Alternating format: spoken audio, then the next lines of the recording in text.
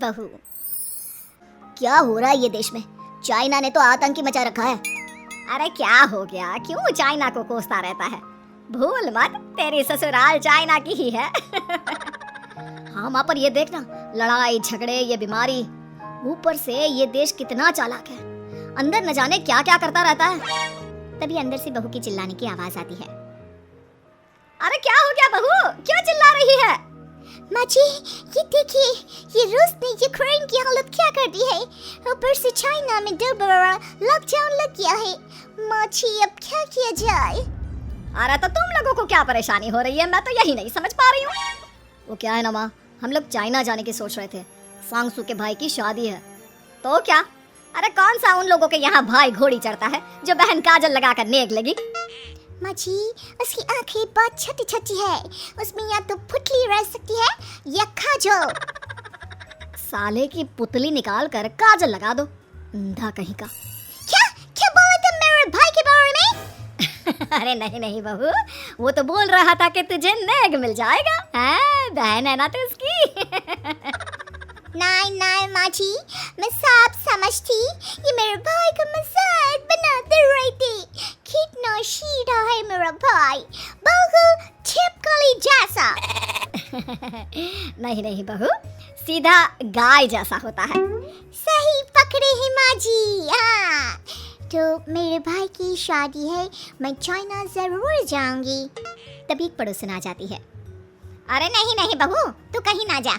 हम लोगों का मन कैसे लगेगा तेरे बिना? ले बहू, तेरे भाई के लिए ये शॉल रख ले, हमारी तरफ से गिफ्ट कर देना। अरे सब कितने अच्छे हैं। मेरी चाइनीज बहू को कितने प्यार से तुम लोगों ने एक्सेप्ट कर लिया। सच में बड़ी भाग्यशाली हूँ मैं। कैसी बात कर रही है? ये तो हम लोगों के देश की खूबसूरती है कि हर किसी को दिल से अपना लेते हैं। बस वो भी दिल से हमें अपना समझे। कैसी बात कर रही हैं आंटी जी? मेरे लिए आप सब सासू माँ जैसी ही हैं। मुझे भारत बहुत अच्छा लगता है। ये सबसे अच्छा देश है। मेरा भारत महान। वैसे भी लड़के की शादी जहाँ होती है वो तो वहीं की हो जाती है ना। जीती रे बहू, सही बोल रही है। औरत तो होती ही पानी की तरह है, जो जहाँ जैसे रखे वैसे ही शेप ले लेती है। आंटी जी, ये थोड़ा सा ज्यादा हो गया। समझ नहीं आया।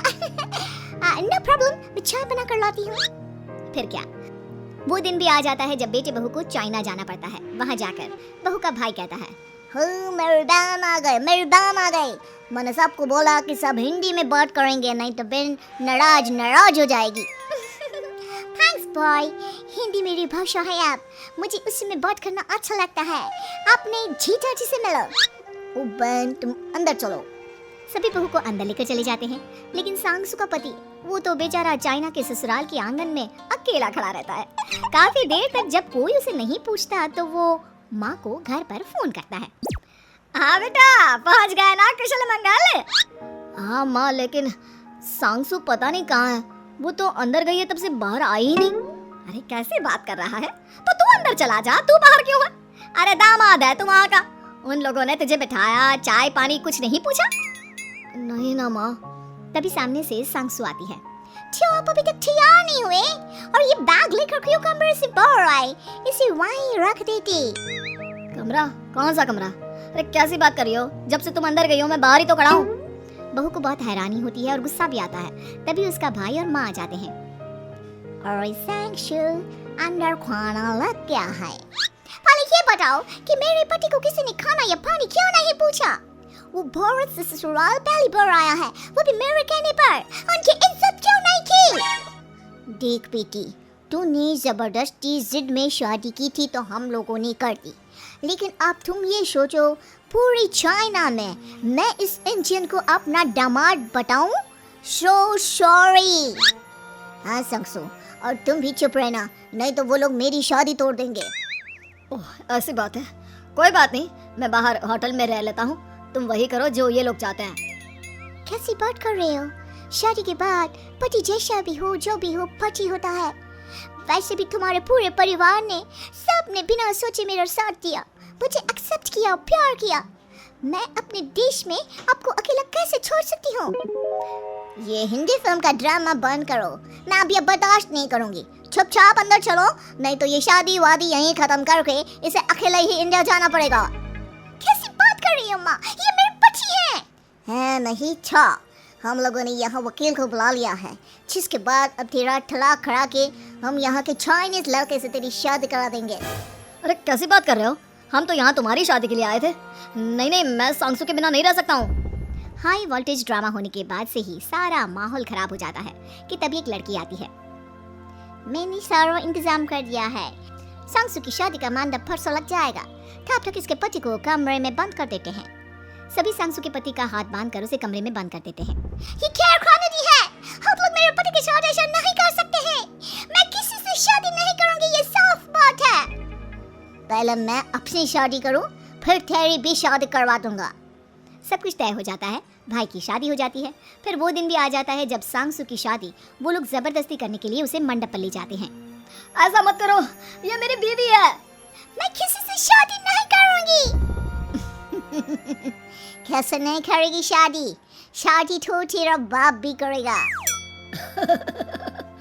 हो, मैं करूंगा शादी। प्लीज कोई मेरी शादी किसी अच्छा औरत से करवा दे। चुप, बिल्कुल चुप। फिर माँ सांगसू और उसके पति से कहती है,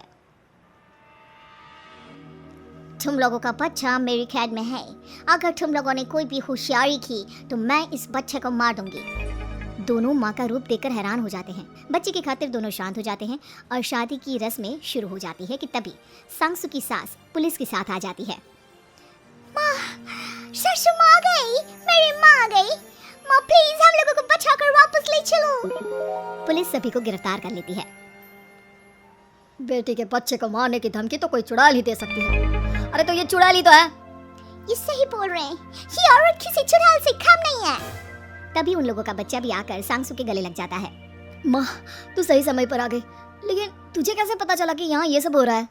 बेटा, ये चाइनीज लोग ना होते ही धोखेबाज हैं। इन लोगों पर मुझे भरोसा नहीं था, इसलिए मैंने तेरे फोन को हमेशा के लिए मेरे फोन से अटैच कर दिया था, जिससे तेरे आसपास होने वाली सारी बात मैं सुनती रहूं। उस दिन भी मेरी तेरी बात हो रही थी तो तेरा फोन ऑन था, मैं सब समझ गई थी। मुझे माफ कर दो। नहीं, बिल्कुल नहीं।